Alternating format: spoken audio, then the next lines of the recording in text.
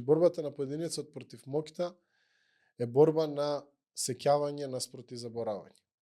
И тоа е за мене многу моќен цитат, зашто моќта, или во овој случај системот, секогаш ќе сака да заборавиме на неговите неостатоци. Само да се продолжи понатаму, од задутре сите да продолжиме да работиме и да го живееме животот.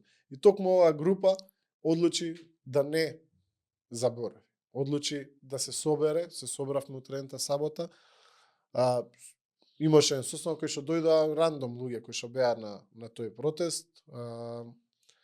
Таму разговаравме и решивме да формираме иницијатива која што ќе се залага за првиот пат беше да организираме повторно уште еден протест. Се организираше протест, имаше 7000 луѓе.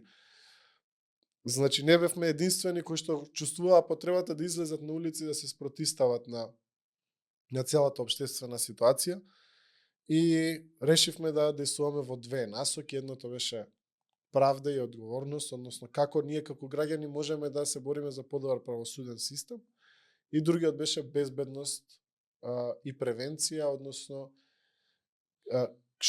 како ние замислуваме да имаме побезбеден град, да имаме побезбедна средина за живење